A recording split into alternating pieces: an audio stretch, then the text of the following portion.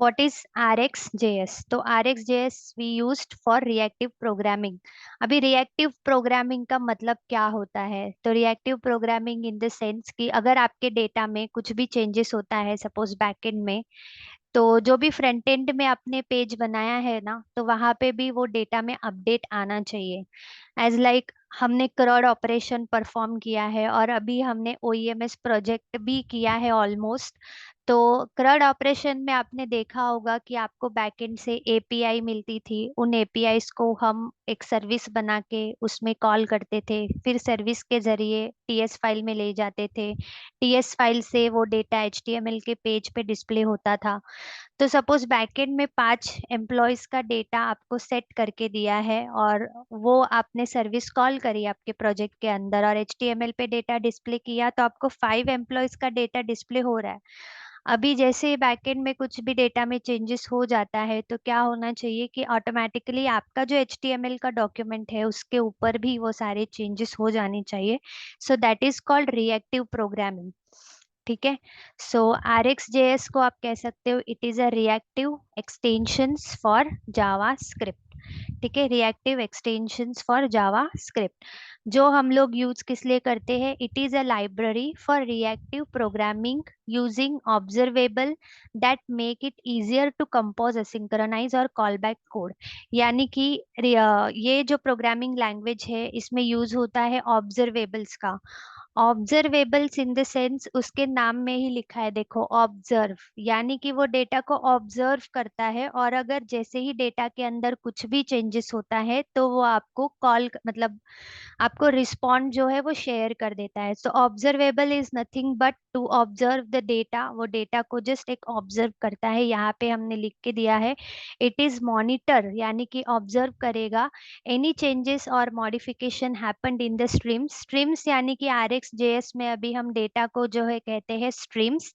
और जो भी चेंजेस होंगे ना वो हमारे डेटा में वापस से डिलीवर्ड कर देगा टू द सब्सक्राइबर। सब्सक्राइबर यानी कि हम अगर सब्सक्राइब कर लिया है हमने डेटा को, तो जो भी चेंजेस होते रहेंगे आपके डेटा में वो आपको डिस्प्ले होंगे। मैं पेंट में आपको एक्सप्लेन करने की कोशिश करती हूँ इसे। ठीक है। So I will just open paint screen. Reactive programming language actually होता क्या है तो वो मैं आपको बता रही हूँ यहाँ पे। ठीक है। तो ये मेरा पेंट का स्क्रीन डिस्प्ले हो रहा है। Yes ma'am. तो सपोज अभी यहाँ पे एक एग्जांपल ले लेते हैं हम कि दिस इज अवर, सपोज ये हमारा कुछ तो amazon का फ्रंट एंड पेज है। फ्रंट एंड पेज यानी कि ये फ्रंट एंड में आपको डिजाइन पूरा amazon का डिस्प्ले हो रहा है। ठीक है। And this one is the back and, ये जो है amazon का बैक एंड। ओके, तो अभी हमें क्या करना है कि अगर सपोज आपने amazon से कुछ भी ऑर्डर किया है, तो अगर आपने ऑर्डर किया है तो यहाँ पे आपका ऑर्डर स्टेटस, ऑर्डर स्टेटस जो है वो डिस्प्ले होगा यहाँ पे, सपोज कुछ इस तरह से, ऑर्डर प्लेस्ड। करेक्ट। आपने ऑर्डर प्लेस किया है तो आपका ऑर्डर स्टेटस रहेगा, फ्रंट एंड पेज पे आप देखोगे तो आपका ऑर्डर प्लेस्ड हो चुका है। और सिमिलरली जो है, सिमिलरली इसी को मैं कॉपी करके यहाँ पे फिर से पेस्ट कर देती हूँ। ऑर्डर प्लेस यानी कि मैंने अगर ऑर्डर प्लेस किया है तो बैकएंड में भी अभी तक तो रिस्पॉन्स मेरा ऑर्डर में वही दिख रहा है, ऑर्डर प्लेस्ड। जैसे ही सपोज आपका ऑर्डर डिस्पैच हो जाता है, मतलब अभी ऑर्डर तो आपने प्लेस कर दिया, अभी उन्होंने ऑर्डर आपका डिस्पैच कर दिया, तो बैकएंड में आपका ऑर्डर स्टेटस अभी चेंज हो गया। अभी आपका ऑर्डर स्टेटस यहाँ पे डिस्प्ले हो रहा है, सपोज से डिस्पैच। ठीक है। अब यहाँ पर तो डिस्पैच हो चुका है लेकिन यहाँ पर अभी तक ऑर्डर प्लेस्ड ही दिख रहा है। आपको शायद याद होगा कि बैकएंड से HTML में डेटा डिस्प्ले करने के लिए हमारे पास जो API होती है, API के जरिए हम अपना डेटा, बैकएंड का डेटा HTML के पेज पे डिस्प्ले कर लेते हैं, यानी सर्विस में फंक्शन बना लेते हैं, API को वहाँ पर बेस URL के जरिए वो API कॉल कर लेते हैं और फिर TS फाइल में हम उसे यूज करते हैं। तो मैंने यहाँ पर API के जरिए बैकएंड से डेटा फ्रंट एंड में शेयर करा तभी यहाँ पे ऑर्डर प्लेस था और यहाँ पे भी ऑर्डर प्लेस करके स्टेटस आ गया। बट नाउ यहाँ पे अभी आपका ऑर्डर स्टेटस चेंज हो चुका है। अभी यहाँ पे क्या डिस्प्ले हो रहा है? डिस्पैच। तो वापस फ्रंट एंड के पेज में कैसे आएगा वो डिस्पैच, यानी कि फ्रंट एंड को कैसे पता चलेगा कि अभी बैक एंड के डेटा में कुछ तो भी चेंजेस हुआ है? तो उसके लिए बार बार तो हम एपीआई को कॉल नहीं करेंगे, मतलब बार बार कॉल करने के लिए ये भी तो पता होना चाहिए कि बैकएंड में कुछ तो चेंजेस हुआ है डेटा के साथ, तो वो यहाँ पे आपको चेंजेस डिस्प्ले करेगा।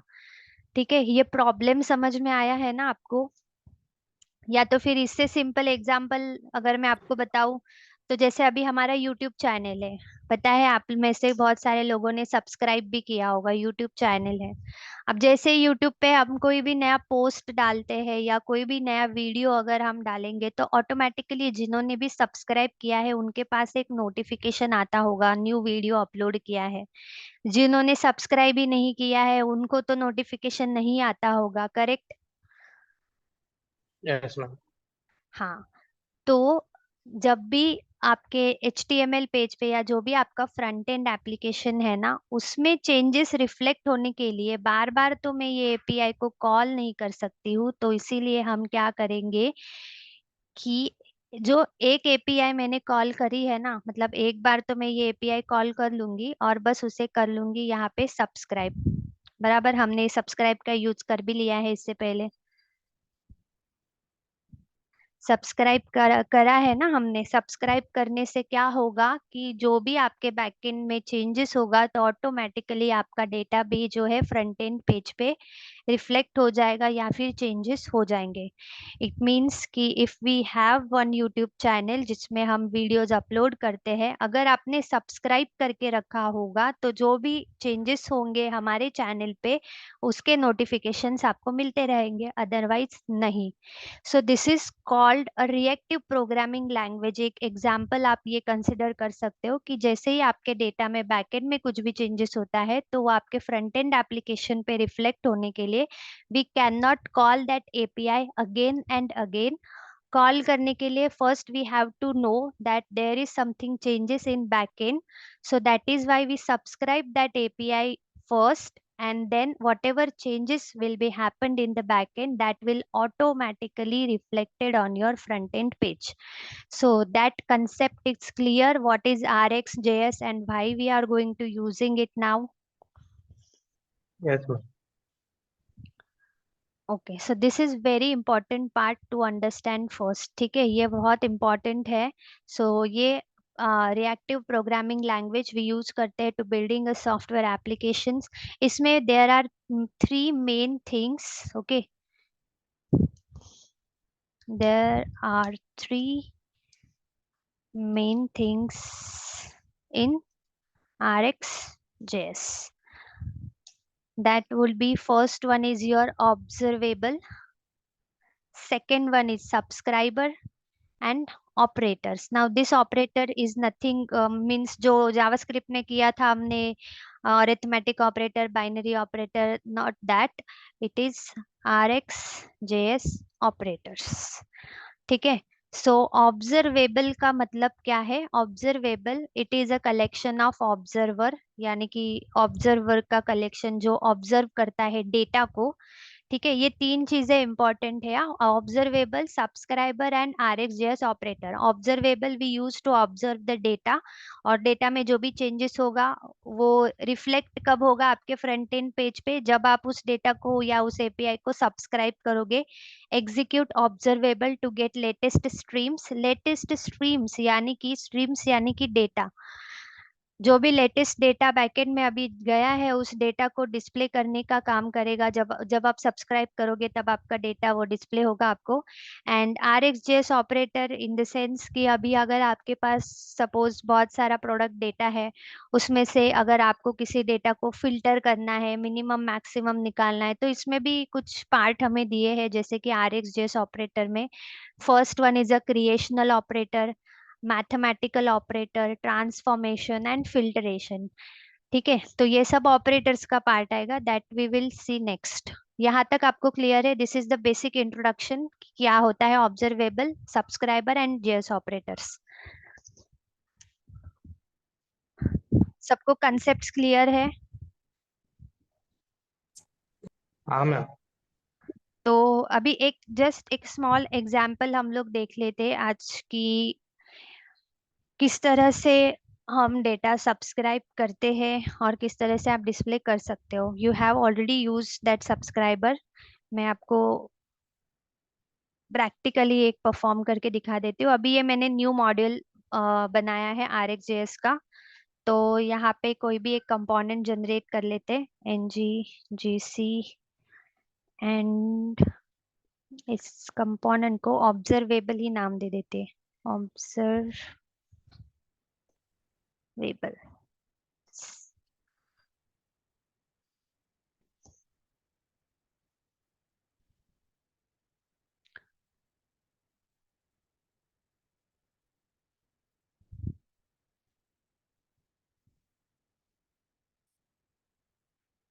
ठीक है, ये एक न्यू कंपोनेंट बनाया हमने ऑब्जर्वेबल्स का। अभी TS फाइल में इसका सिलेक्टर कॉपी कर लेते हैं यहाँ से, कॉपी दैट सिलेक्टर, और ऐप कंपोनेंट डॉट HTML में जाके यहाँ पे डिस्प्ले कर देते हैं वो सिलेक्टर को। ठीक है, तो यहाँ पे अभी चेक कर सकते हो ऑब्जर्वेबल वर्क्स। कंसोल में ही फिलहाल हम देखेंगे। ठीक है, तो अभी यहाँ पे तो कुछ है नहीं, क्लियर है ये परफेक्टली हमारा। ठीक है, तो अभी हम यहाँ पे आ जाते हैं ऑब्जर्वेबल TS फाइल के अंदर, ऑब्जर्वेबल के TS फाइल के अंदर। तो अभी सबसे पहले देखो ये ऑब्जर्वेबल भी अगर आपको देख, ये मैंने फाइल का नाम दिया है, इसमें कंफ्यूज मत होना। ये ऑब्जर्वेबल कंपोनेंट डॉट TS, आप कोई भी नाम का फाइल मतलब कोई भी नाम का कंपोनेंट बना सकते हो, मैंने वो नाम दे दिया है जस्ट। तो यहाँ पे अभी सबसे फर्स्ट हम लोग देखेंगे अभी इसमें ऑपरेटर्स, क्योंकि अभी मुझे सब्सक्राइब और ऑब्जर्वेबल दिखाना भी रहेगा, तो कुछ तो भी एक वेरिएबल लेना पड़ेगा जिसपे कुछ ऑपरेशन परफॉर्म करेंगे। तो इसीलिए we are starting first the operators. Operators who can play with the data, यानी कि अभी इसमें आपको फर्स्ट ऑपरेटर दिया है, देखो क्रिएशनल ऑपरेटर। अब ये क्रिएशनल ऑपरेटर का काम क्या होता है, जो नॉर्मल डेटा है ना उसे ऑब्जर्वेबल में कन्वर्ट करने का काम करता है ये क्रिएशनल ऑपरेटर। देखो अभी यहाँ पे कंस्ट्रक्टर ले लेती हूँ मैं, कुछ तो भी फंक्शंस के अंदर ही ऑब्जर्वेबल्स को हम रिटर्न कर सकते हैं। तो एक तो ng ऑन इनिट के अंदर आप देख सकते हो, या तो फिर कंस्ट्रक्टर के अंदर। तो मैंने यहाँ पे एक कंस्ट्रक्टर ले लिया, कंस्ट्रक्टर के अंदर सपोज मैंने यहाँ पर एक वेरिएबल ले लिया जैसे कि लेट फर्स्ट नेम नाम का, और यहाँ पे मैंने नेम लिख दिया सपोज साई। सो अभी तो ये तो आपको पता है, this is a simple data, खाली एक वेरिएबल बनाया है और उसमें कुछ तो वैल्यू हमने पास की है। और इसे अगर मैं कंसोल डॉट लॉग करके देखूंगी, कंसोल लॉग में अगर हम इस फर्स्ट नेम को डिस्प्ले करेंगे तो it will display a simple text. जो भी आपका टेक्स्ट है वो यहाँ पे आपको डिस्प्ले कर रहा है, दिख रहा है यहाँ पे आउटपुट में हमें साई, खाली वो नाम डिस्प्ले कर रहा है। तो अभी क्रिएशनल ऑपरेटर का काम है कि इस सिंपल टेक्स्ट को ऑब्जर्वेबल में कन्वर्ट करना है हमें। सिंपल टेक्स्ट को क्या करना है, ऑब्जर्वेबल में कन्वर्ट करना है। तो उसके लिए ना हमारे पास दो टाइप्स के ऑपरेटर है creational operator. First one is a of and second one is a from.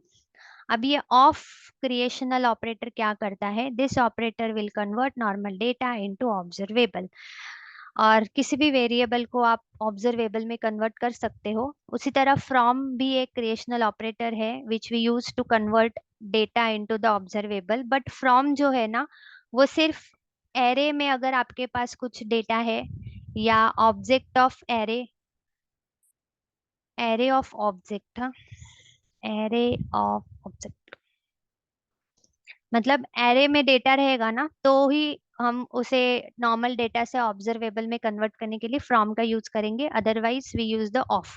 तो पहले ऑफ का यूज कर लेते हैं। देखो अभी ये हमने लिखा है खाली first name, console dot log में प्रिंट किया है, आउटपुट हमें कुछ इस तरह से दिखाई दे रहा है, सिंपली टेक्स्ट साई। अब इसे ऑब्जर्वेबल में कन्वर्ट करने के लिए हम यूज करने वाले हैं ऑफ ऑपरेटर का।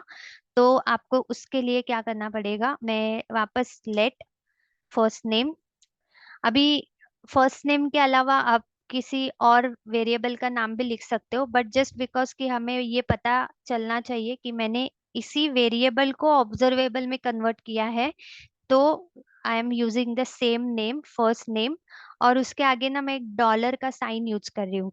अब देखो आप इस तरह भी लिख सकते हो, फर्स्ट नेम ऑब्जर्वेबल, मतलब इससे आइडेंटिफाई कर सकते हो कि ये फर्स्ट नेम को मैं ऑब्जर्वेबल में कन्वर्ट कर रही हूँ। बट टेक्निकली इस तरह से नहीं, फर्स्ट नेम लिख के डॉलर लिखना होता है, तो ये डॉलर से जो है आइडेंटिफाई हो जाता है कि this is observable and this one is a simple variable. तो ऑब्जर्वेबल इस तरह से हमें बनाना है। ये डॉलर याद रखना, dollar is not necessary part, but dollar से आइडेंटिफाई किया जाता है कि it is an observable data type. नहीं तो आपको ऐसे याद रहेगा कि डॉलर नहीं दिया मतलब ये ऑब्जर्वेबल नहीं बनेगा, बन जाएगा, बट आइडेंटिफाई करने के लिए डॉलर का यूज किया जाता है इंडस्ट्रियल लैंग्वेज में, तो इसीलिए मैंने डॉलर दिया है यहाँ पे। अभी इज इक्वल्स टू देके हमें यहाँ पे लिखना है ऑफ। ठीक है, अब देखो ये ऑफ जो है ना, इसके आगे आप देख सकते हो add import from R X J S. ये ऑफ ऑपरेटर कहाँ से इंपोर्ट होने वाला है, तो आर एक्स जे एस की लाइब्रेरी से, तो आपको ये वाला ऑफ सिलेक्ट करना है। जैसे सिलेक्ट करोगे तो वो इंपोर्ट हो जाएगा, import of from R X J S, इस तरह से। और क्योंकि ये फंक्शन या एक मेथड है अपने आप में, तो यहाँ पे आपको इस तरह से पैरेंथेसिस का यूज करना है। ठीक है, ऑफ लिखना है, और ऑफ के अंदर आपको ये फर्स्ट नेम लिखना है।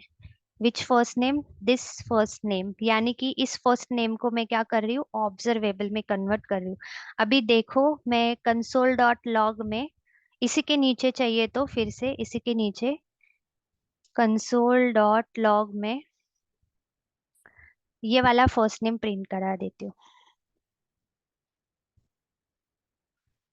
सी, this is this is a simple variable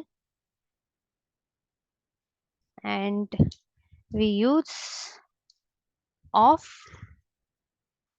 operator to make that variable into observable। अभी यहाँ पे जो प्रिंट हो रहा है वो आपका सिंपल वेरिएबल प्रिंट हो रहा है, यहाँ पे जो मैं प्रिंट कर रही हूँ दैट इज ऑब्जर्वेबल। अभी जस्ट एक बार आउटपुट में चेक करो, तो ये देखो ये आपका फर्स्ट नेम है साई, जो कि ये कंसोल आपको प्रिंट करके दे रहा है, और सेकंड कंसोल में हमने ऑब्जर्वेबल को प्रिंट किया है, यानी इस वेरिएबल को। ठीक है, इसके आगे देखो अभी मैं ये फर्स्ट नेम को हटा के कुछ भी नाम का वेरिएबल ले लेती हूँ। सैम ले लिया मैंने यहाँ पे, सैम सेव कर दिया। नाउ चेक, फिर भी ये ऑब्जर्वेबल दे रहा है। सो आप यहाँ पे किसी भी नाम का वेरिएबल बना सकते हो, बट मैंने फर्स्ट नेम इसीलिए लिखा है यहाँ पे ताकि मैं ये आइडेंटिफाई कर सकूं कि मैंने इसी फर्स्ट नेम को ऑब्जर्वेबल में कन्वर्ट किया है। To identify that this is the observable I used a dollar sign here. ठीक है, और इसे पेस्ट करो। अभी ये डेटा टाइप क्या बन चुका है, यहाँ पर ये ऑब्जर्वेबल बन चुका है। ऑब्जर्वेबल को आपको सब्सक्राइब करने की जरूरत पड़ती है। सब्सक्राइब करने से क्या होगा कि आगे जाके अगर आपके डेटा में कुछ भी चेंजेस होता है तो वो आपके मेन फंक्शन में या आपके फ्रंट एंड में भी आप उसे दिखा सकते हो। सो this is an basic example. अभी यहाँ पे ना एंटर करके देखो, ये फर्स्ट नेम का अगर आप यूज करोगे, ये फर्स्ट नेम का यूज करके डॉट, अभी आप यहाँ पे सब्सक्राइब करने की कोशिश करो, यहाँ पे आप इस फर्स्ट नेम को सब्सक्राइब नहीं कर सकते हो। सब्सक्राइब सिर्फ आप किसे कर सकते हो, ऑब्जर्वेबल को, यानी इसे अगर मैं यहाँ पे सब्सक्राइब करना चाहूँ तो सब्सक्राइब हम लोग कर सकते हैं। सब्सक्राइब करने के बाद आगे का तो आपको पता ही है, रिस्पॉन्स को स्टोर करना है और कंसोल डॉट लॉग में डिस्प्ले करना है। तो यहाँ पे यूज होता है एक एरो फंक्शन, जिसमें हम कंसोल डॉट लॉग की हेल्प से हमारे पास जो भी रिस्पॉन्स आया है उसे हम स्टोर करके डिस्प्ले कर देते हैं। देखो अभी ये कंसोल लॉग में मैंने फर्स्ट नेम जो रन रिटर्न किया था वो है सेकेंड कंसोल डॉट लॉग में मैंने फर्स्ट नेम ये वाला रिटर्न किया था, दैट इज ऑब्जर्वेबल, तो वो आपको यहाँ पे ऑब्जर्वेबल रिटर्न करके दे रहा है। इस ऑब्जर्वेबल के अंदर कौन सा डेटा था, तो ये साई नाम का डेटा था, वो हमें यहाँ पर हमने डिस्प्ले किया डेटा को सब्सक्राइब करके। अभी इसमें मत कंफ्यूज होना कि मैं तो ऐसे भी डेटा को प्रिंट कर सकता हूँ, तो मुझे ऑब्जर्वेबल बनाने की क्या जरूरत है और उसे सब्सक्राइब करने की क्या जरूरत है। This is a simple example which we have taken with one variable. अगर आपने क्रड ऑपरेशन किया होगा तो उसमें आपने देखा होगा कि सब्सक्राइब हमें क्यों करना होता है, कि हमारे पास बैकएंड से आने वाला डेटा डिस्प्ले करने के लिए हमें उसे सब्सक्राइब करना है। एक बार आपने वो डेटा को सब्सक्राइब कर लिया तो आपके बैकएंड में अगर उस डेटा में एक दो नाम और भी बढ़ जाते हैं तो ऑटोमेटिकली आपके फ्रंट एंड पेज पे वो चेंजेस हो जाएंगे। उसके लिए आपको चाहिए तो मैं एक और एग्जांपल दिखा देती हूँ। This is our simple example with an variable. इसी के नीचे, ठीक है, इसी के नीचे एक और एग्जांपल हम लोग ले लेते हैं। सपोज अभी इसके नीचे हम यहाँ पर लेट एक एरे बना लेते हैं।